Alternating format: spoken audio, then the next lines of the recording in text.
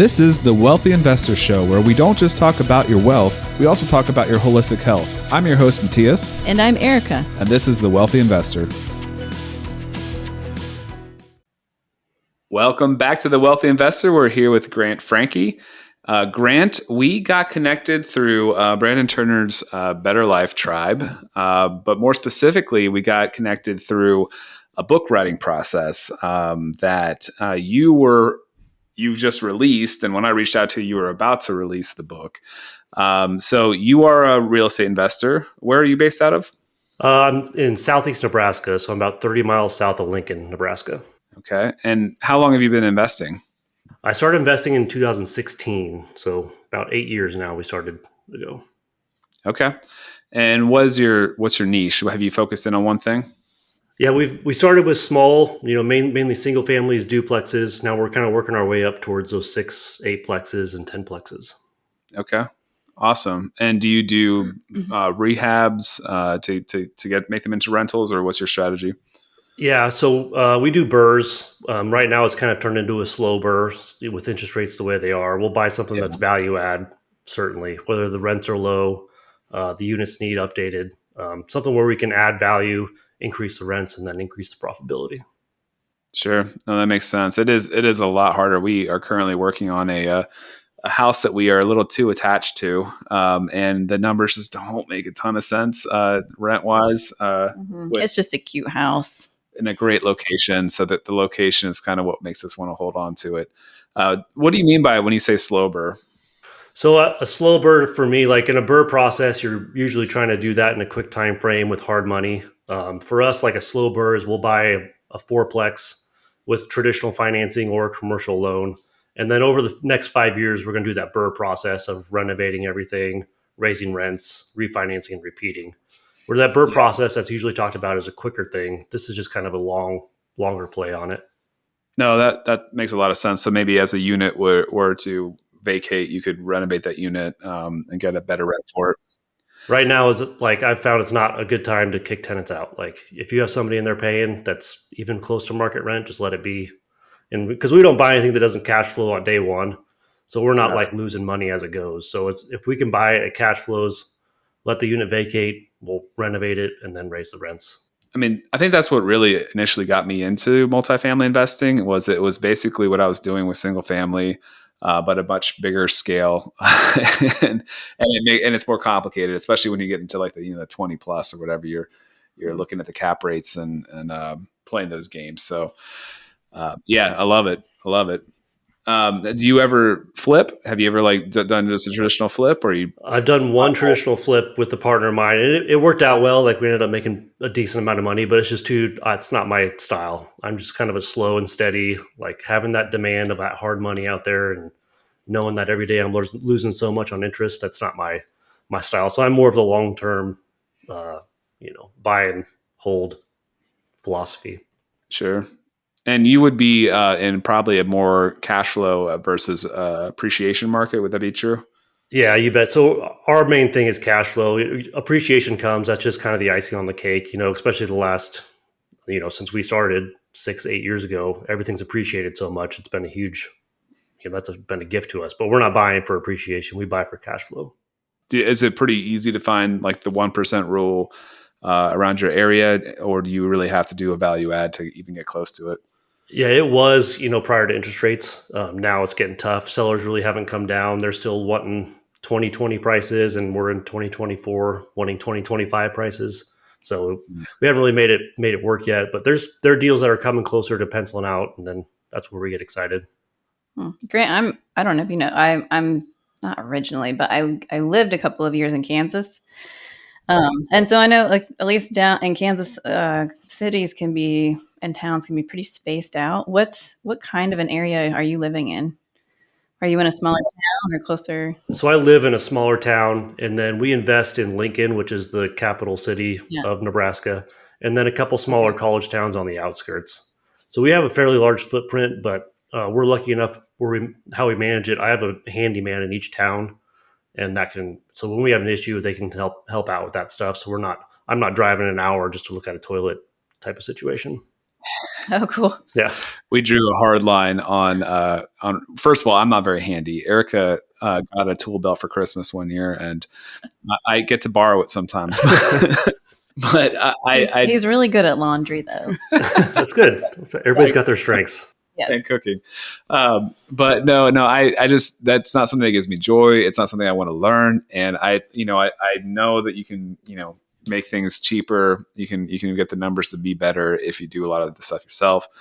But I knew that I would also burn out so much more quickly, and I would hate owning property. So yeah, we just don't have the time. We don't have time with young kids. That's and running all the businesses, but yeah, it's tough in the beginning. So like the reason I got in real estate is I was at a W-2 job that just was like too demanding on my time. So this was my ticket to get out. So in the beginning, I was still doing all that, fixing toilets, painting, because I had to pinch every penny. But I was also, when I was doing that, trying to build the system underneath it. So when we did get to that point, I could step away and it would still run seamlessly. So in the beginning, I was totally being that guy that was, they got a leaky toilet. All right, I'll be there in 30 minutes. But now we built the system up to where we have the guys in place that can help us with that. That's awesome. And I think that's a trap people have a hard time getting out of. I think that's a pretty common story. But yeah, I was a full-time realtor that kind of started picking up properties. So it was easier to just hire out from the beginning. But I mean, either way, I mean, you really just got to grind for a little bit to get to that point, right? How many doors are you up to by now, if you don't mind me asking? So we're at 104 doors in our area. Yeah. It's been a steady growth. So I was just curious, what does that number feel like to you? Are you hoping to get more? I guess I don't know how exactly to ask this, but what number feels good and comfortable where you want to be? Yeah. So like in the beginning, like I said, I just need to get out of that job.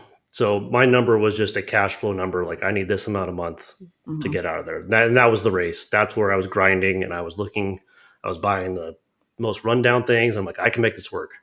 And now at this point, it's just kind of like stable growth. So we're going to look at everything we can, but I'm not going to take a risk on a D-class duplex just to see if it's going to work. Like I don't need to do that. We've got the doors and the income we don't have to do that. So there's no number I'm looking for of doors. Like, oh, I want to be like Brandon Turner and have 10,000 doors or whatever. Like that doesn't do anything for me. I just want to have, like just easy life, just happy life type of thing.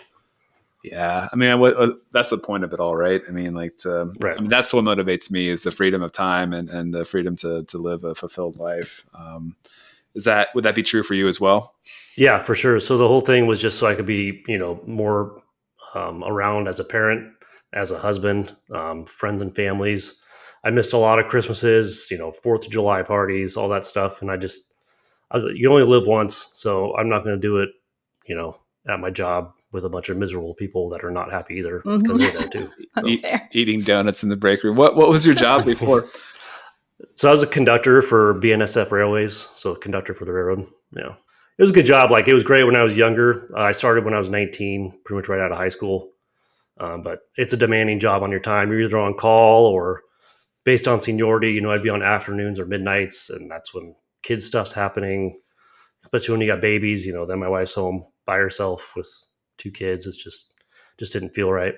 Your wife Laura, does she work outside the home? Is she home with the kids? Yeah, she's an accountant, so she's a CPA, so she also works outside the home. So that was the other thing she has a very demanding schedule as well, and mine was really demanding on time. So after this transition, especially when we flew into COVID right after I left the railroad, I was able to be home with the kids doing their school work at home, and while she was able to keep working. So then I've taken kind of the Mattias role of doing laundry and cooking, and I do that sort of stuff too. So yeah, that's tough to juggle. I know. I mean, I guess I could just speak for us, but trying to figure out a balance between making sure both spouses feel like they're getting what they need between fulfillment and parenting help and support and all of that is just, it feels like an ongoing conversation that you're just constantly readjusting depending on where your family is and what's happening in life.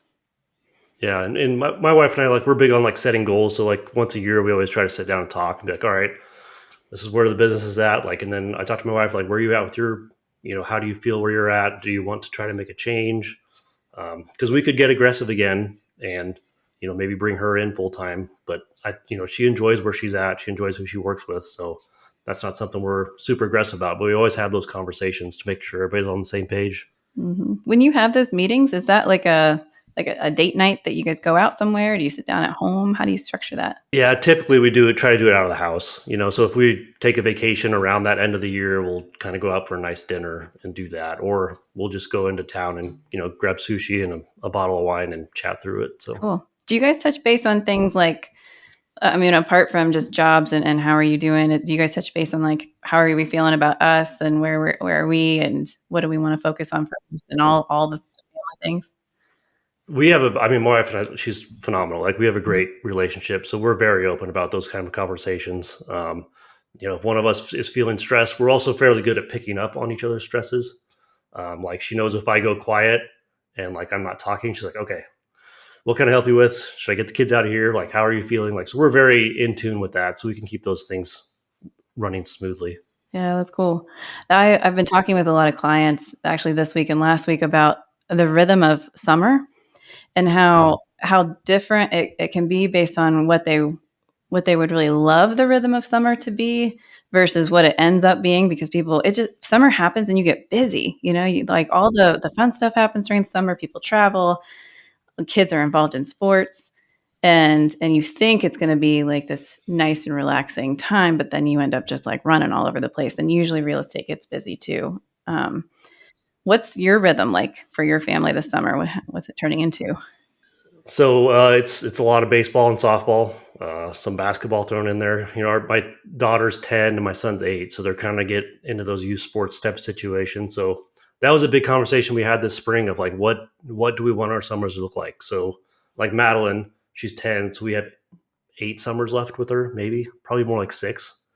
She's not going to spend right. She's not going to want to spend when she's 17 and 18. She's not going to go to Branson with us in camp. So we have a finite amount of summers. Like, do we want to spend them at the softball park or do we want to go on vacation?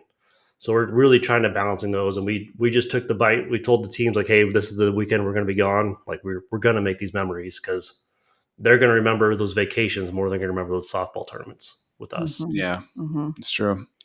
That's interesting you say that because I actually just recently had that thought of like, our oldest daughter's 7 and kind of like 2 more years until we're halfway done with her living in her house. It's kind of, Yeah. it's just kind of a crazy perspective to think about. And, it can be kind of sad or whatever if you think about those things, but it's also super important to like just kind of keep perspective, like you're talking about. Like, we need to focus on enjoying the moments, make the most of the time we have now.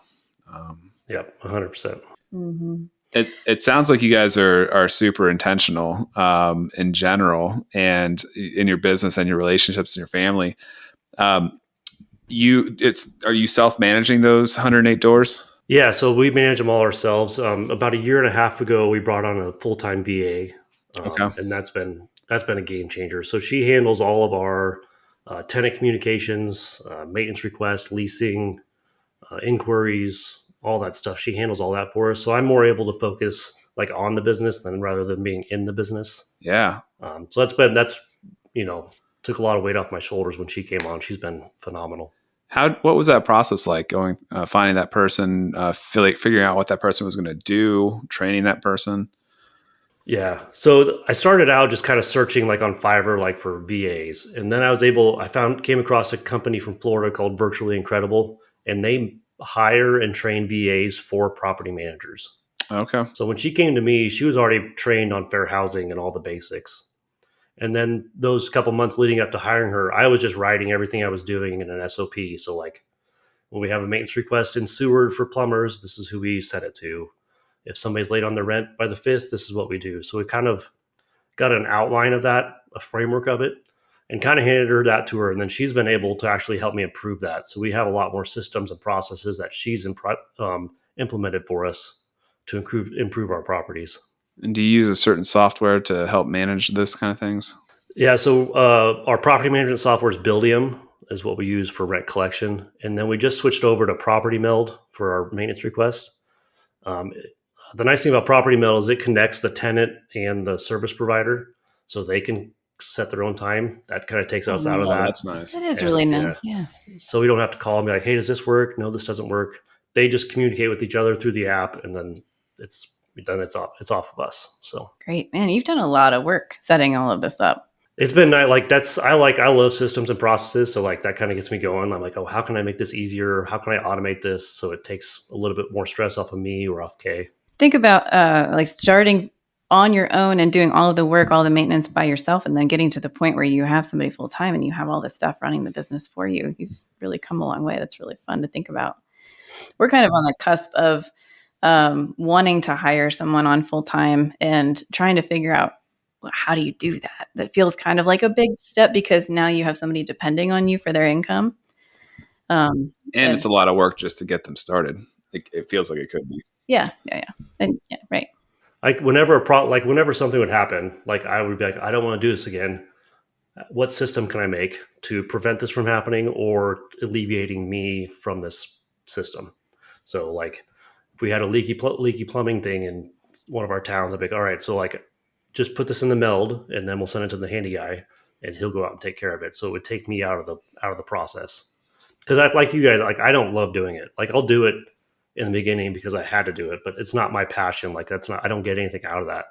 So I'm not going to be able to do it the best. I'm probably not going to do it the fastest. So I might as well have somebody else do it that's going to do it right. From the very beginning, when you were doing these things you didn't enjoy, was there a clear end game to that? Like, were you like clear and like, okay, when I am able to get out of this job, able to afford paying these people, I'm gonna do that. I mean, like, it seems like you had almost like a blueprint laid out for you, and you've just kind of been moving along that path. Is that accurate? Yeah. So like when we were doing renovations, like I was thinking about like the future of like, so in 10 years when I'm doing this, like, is this what I want to be doing in 10 years? Or would I rather be underwriting deals and teaching people and talking to people? So I'd always like, that's what I was doing when I was working. I was just thinking like different processes. How can we make this better? How can I take myself out of this so we can actually grow and scale? Yeah, I mean, it sounds like you do a lot of like working on the business, thinking about the business, and very intentional design, which I think again a lot of people don't do, and I think that's kudos to you for. I mean, it's probably allowed you to scale bigger. Like if you were still fixing all the toilets, 108 would. Yeah, like I feel like we could, like my company could take on another 100 units like with no problem. Like we will scale very quickly, and that makes it easier for me to approach other deals too because I'm not worried about the management side. Like I know the system's there, so it can handle it.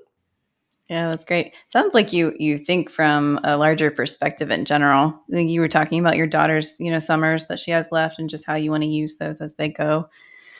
I can see that being really helpful, and not just, how do you solve the problem right now, but how do I solve it so that it can continue to be effective in the long run too.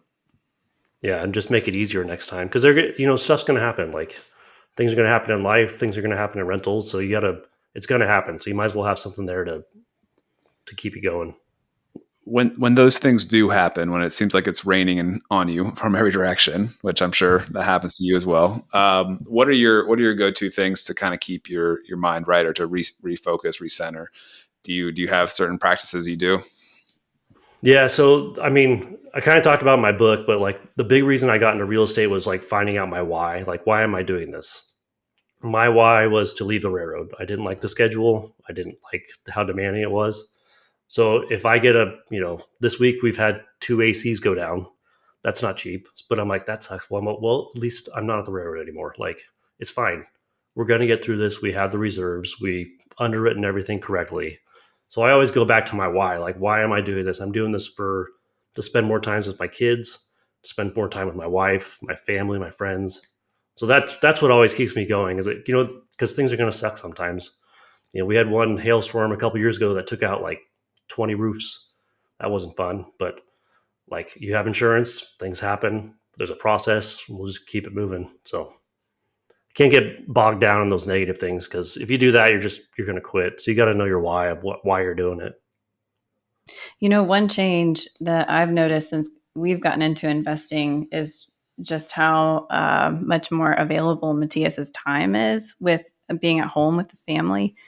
Because when he was full-time real estate and that's all he was doing, there were a couple of years where I really felt kind of like a solo parent a lot of the time because a lot of his time was was booked up in the weekends and in the evenings. And that was really hard. There's a lot of strain there, and it was just tough to work out a balance, because there was just, when the clients call, you got to go, and when they want to see a house, you got to show it to them.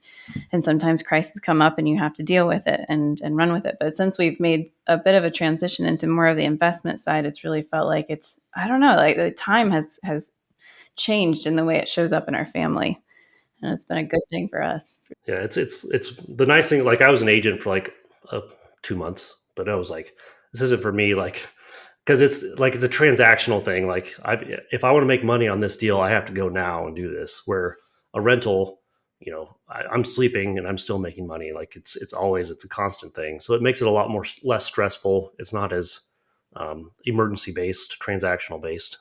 Yeah. When you guys first started, was Laura familiar with kind of the Burr method, or even getting into investments? Was that new to her? Yeah, it was new to her. So like my dad had like one rental when I was growing up, and he was the burnout landlord. Climbing on the roof, putting tar on the roof, and just every time the tenants call, it's what do they want now?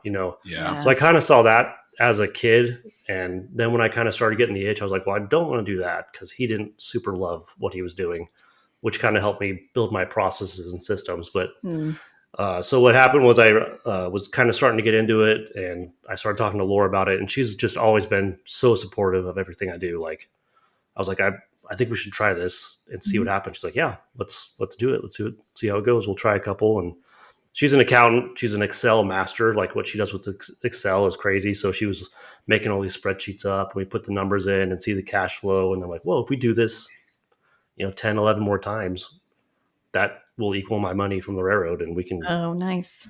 make the move. So she helped, mindset me and kind of make the goals and help me get there. Yeah. What a nice skill set to have for a spouse in this kind of She business. is, yes. It's very good. Yeah. Yeah. I can help him, with his feelings. Yeah.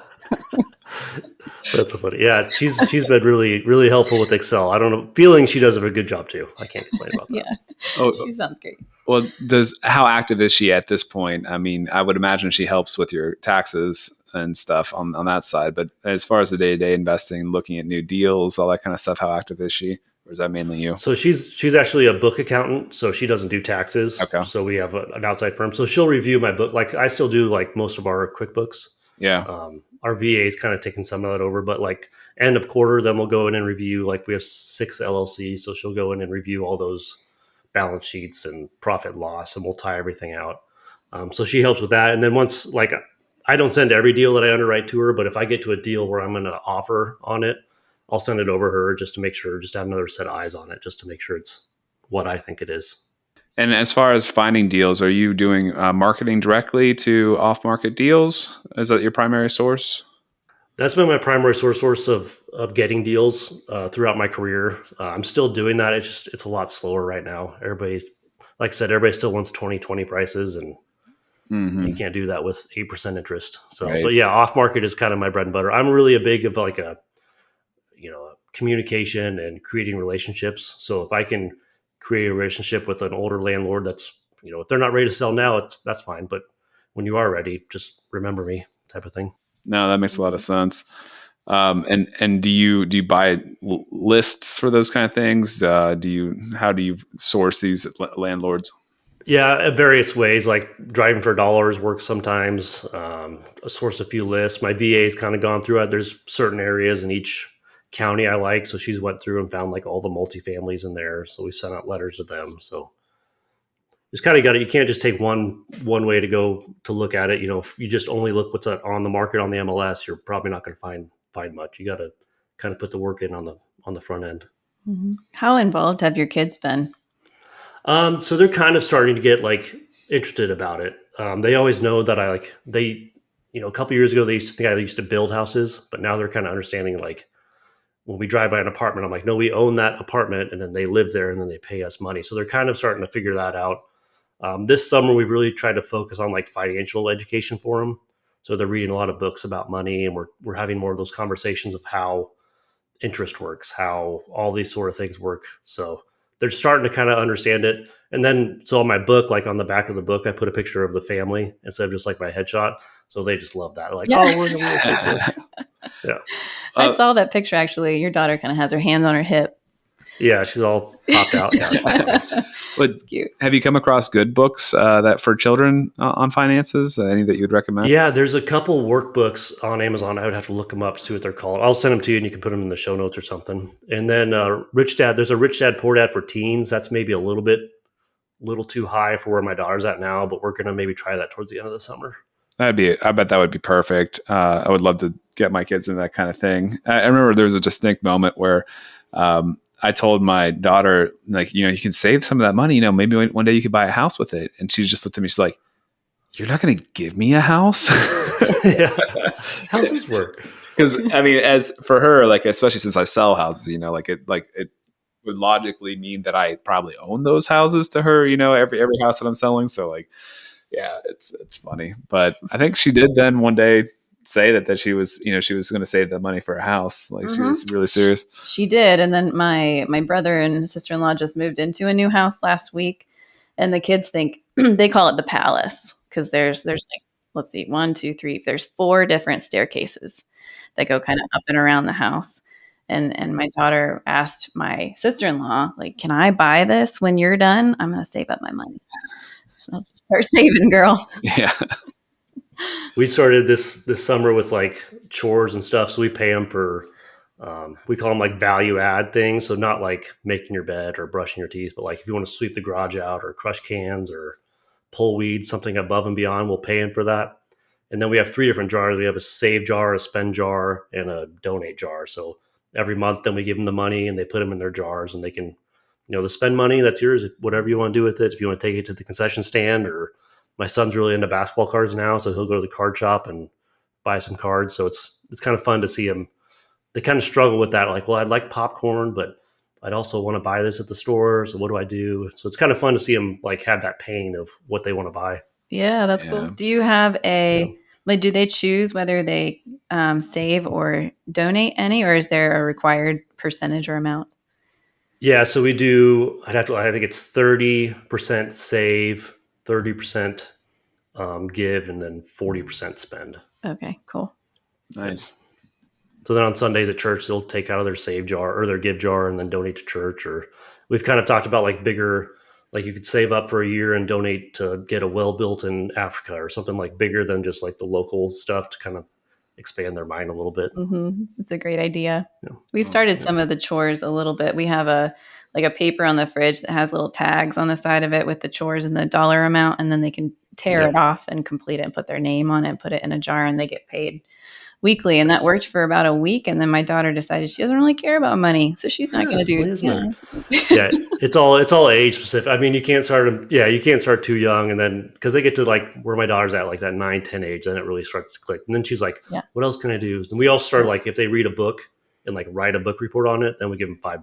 So great she's like idea. Reading books and like actually writing the book report, which is nice. Wow, this is level up parenting. This is great. Yeah, I love it. Yeah. Did she read yours and No, she hasn't got through mine. I think she read like the dedication is to her and Brendan, so she read that for sure. She loved that, and then she read the back page or the back side of the book. So, well, speaking of your book, let's hear a little bit about it. It's the Unlikely Investor, right? Tell us about the book and what it's about and who it's for. Yeah, you bet. So, the Unlikely Investor, it's kind of a real estate investing on like if you wanted to leave your W-2 job. This is kind of blueprint of how to do it with my story kind of intertwined. I try to take I've read dozens and dozens of books while I've been learning and just kind of take all those practical things and some of the examples that I've used over my time and consolidate them into a book.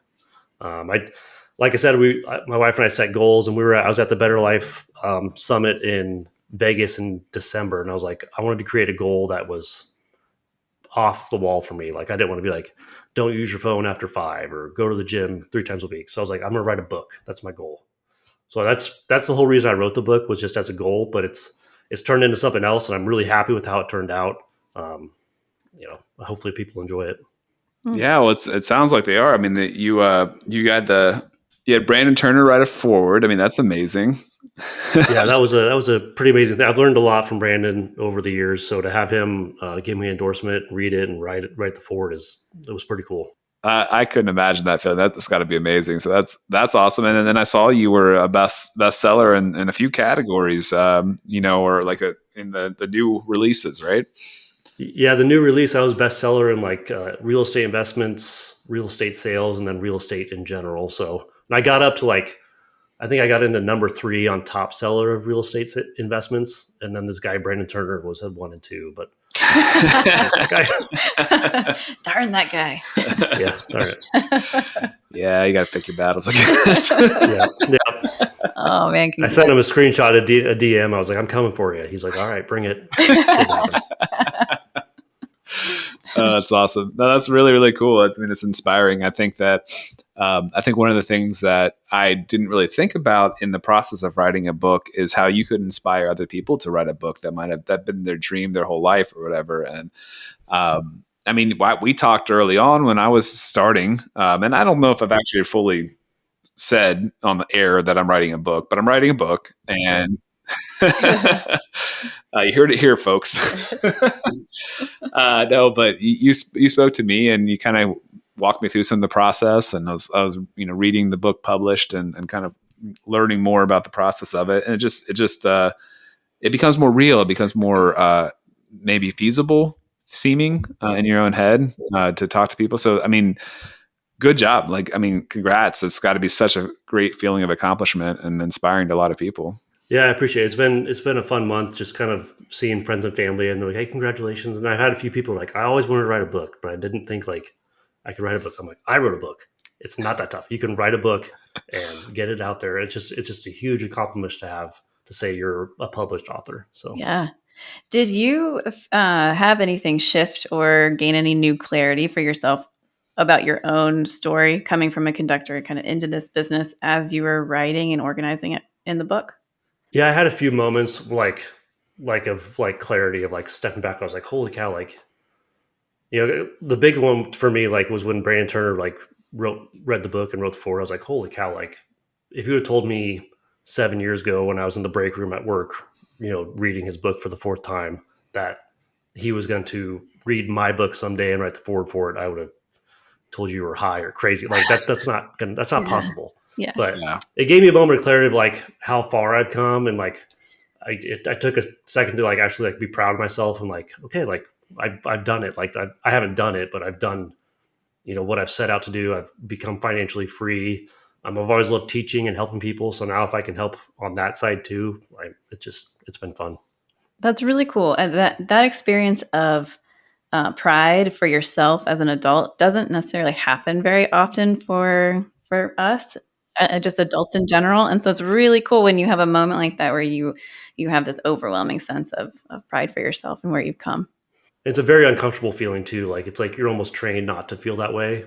Like you're almost like I can't feel proud of myself. And I'm like, oh, I am, like I wrote a book and it's out there. It's on Amazon. So that's right. Yeah. You definitely should. Yeah, my kids they'll like Google me and they're like, oh, you're on like your Amazon thing's #1 when I Google your name. I'm like, that's cool. Like my kids can say like my dad wrote a book. So yeah, you'll have to look at yourself in the mirror at night and repeat 5 times, I'm a best-selling author. Yeah. My wife's gonna be like, what is wrong with you? Erica told me to do it. I don't know. And she's a therapist. She's trained to do it. She's a therapist. Yeah. It's a prescription. That's right. Yeah. Yeah. I mean, come on. Like, I think I know that we're trained to be humble, and it feels kind of weird to feel good about the accomplishments, but man, if I climbed Everest, I would have to take a moment on top of Everest to just be like, I put in so much work to get to this point, and I did it. So that's so awesome. That's got to be such a great feeling. Yeah, it's been fun. So speaking of books, you mentioned that you read a few books that kind of inspired you or were part of this book. Do you have any highlights or any key books that you think that were really pivotal for you? That could be just personal formation. It could be real estate related. Any books you think everybody should give a read? Yeah, I got a couple that I could say. The first one is probably what about everybody says, but Rich Dad Poor Dad. That was what just set it off for me. So I was kind of like trying to find a way to get out of the railroad. I was Googling ideas and I found I was like, I've always been somewhat handy, like I don't love it, but I was like, I could do that. And then I found a Bigger Pockets podcast where a guy was a handyman and became a landlord, and he recommended Rich Dad Poor Dad. So I was like, I'll give this a shot. So I drove to Barnes and Noble to buy it because I didn't want to wait for Amazon. So I went and bought it and I read it in like a day. And then that's why I took it to Laura. I was like, read this book. And then after that, we'll talk and I'll tell you what I'm thinking. So she read it and she agreed. And so that's when we started with that. So Rich Dad Poor Dad was just like everybody else. It's just a game changer. It's a mindset thing. Um, I read that book. I was like, I felt like the book was written for me. Like it was tapping into like everything that was in my heart. There's better things out there than what I'm doing right now. So Rich Dad Poor Dad.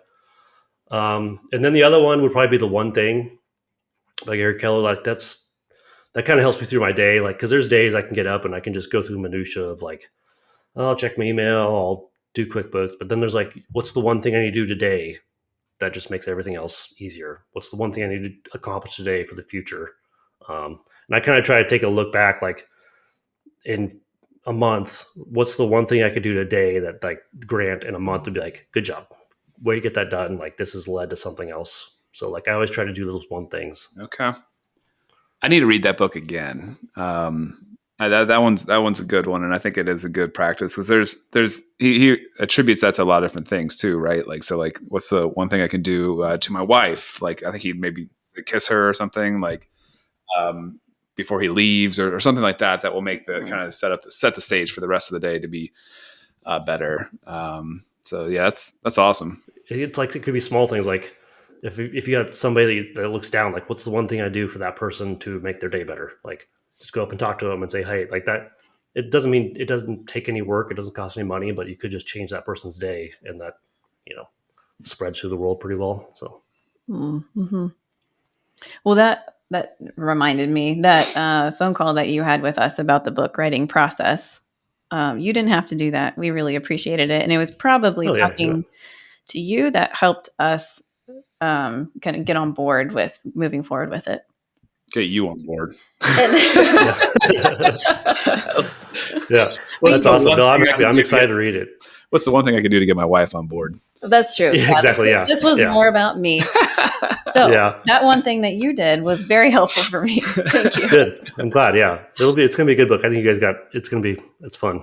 Oh, thank you. And going back to Rich Dad Poor Dad, I mean, like that's just such an amazing example. And I don't have any ideas that my book will be that impactful as that one has been, but that has been mentioned so often in this podcast alone. Mm-hmm. And we're like, we recorded like 15 so far. So like, yeah, it's going to be your number one answer, I'm sure. Yeah. But like how many lives has he changed from that book? Like it's incredible. Like that has made a huge difference to so many people. And so like, we can't necessarily think we're going to get to that point, but like, even if we help a few, like that's going to feel amazing. Right. Yeah. Or like in your guys' podcast, like you have no idea if like somebody's listening and you may never get the feedback from it, but they might be listening to work, driving to work to one of your podcasts and get one idea, or you guys could say something or guests could say something that could change their life, and that changes their family's life and their grandkids' life. Like it's just so powerful. Yeah, changing generational patterns. Like, yeah, yep.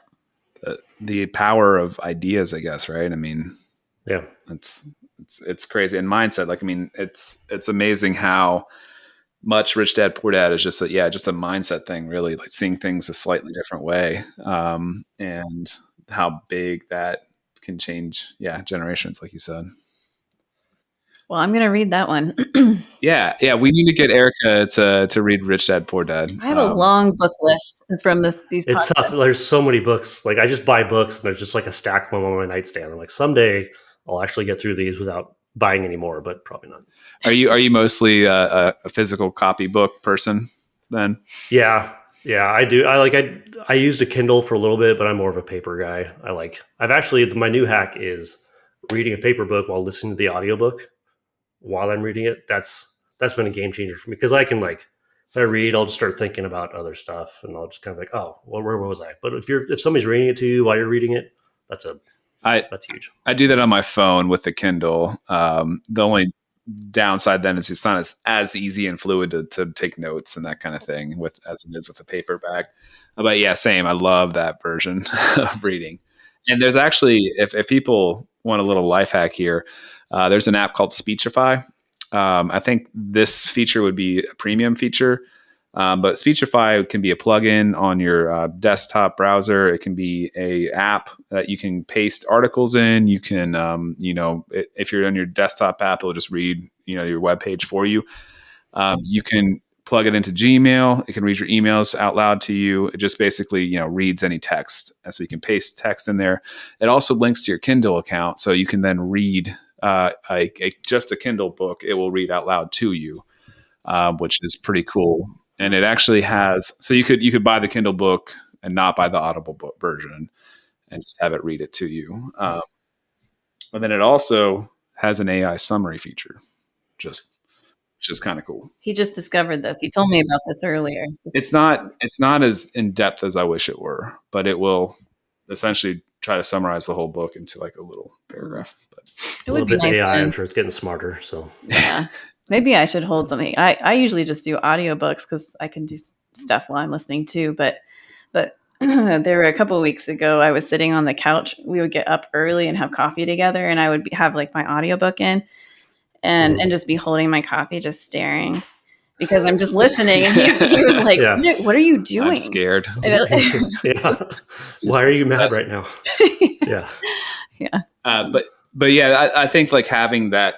One of the two, either the Kindle or the paperback version with the audiobook, it allows you to then highlight or underline or take a note, which I think is pretty key for wanting to reference something in the future, or even just like to help you remember it better. Like I think even just taking the little bit of time to do that helps you remember. So if people want to follow you on social media or get a copy of your book, give us some information about that. Yeah, so my book's on Amazon, The Unlikely Investor, A Path to Financial Freedom Through Real Estate, if they want to pick that up. Social media, I'm getting started on it. I'm trying my hardest. On Instagram, it's grant.francke, Francke. Okay. So Instagram's the main one. Got it. Instagram's the main one, yep. Cool. Yeah, we'll definitely link those as well in the show notes here so people can get a copy of the book and follow you. Mm-hmm. And I imagine reviews are probably really helpful, right? On Amazon. Super helpful. So helpful. Yeah, that's the biggest thing right now is just to get reviews. So yeah, those are always appreciated. Yeah. Guys, if you like this podcast and all this amazing information, please go review his book. Pick it up and review it, please. Mm-hmm. Yeah, that'd be great. Yeah, well, it's been an awesome conversation. It's been really, I've really enjoyed hearing what you do more. And really looking forward to the Kindle book when I can pick it up and listen to it through Speechify. Sounds good. Yeah, I appreciate you guys having me on. I've been excited about it. So, yeah, awesome. Thank you so much. It's been great to talk to you. Yep, you bet. Thanks for listening to the Wealthy Investor Podcast, where we talk about wealth and holistic health. If you enjoy our content, subscribe wherever you get your podcasts to hear new episodes every Thursday. If you really like our content, you can follow us on social media at The Wealthy Investor, wealthy spelled WELLthy.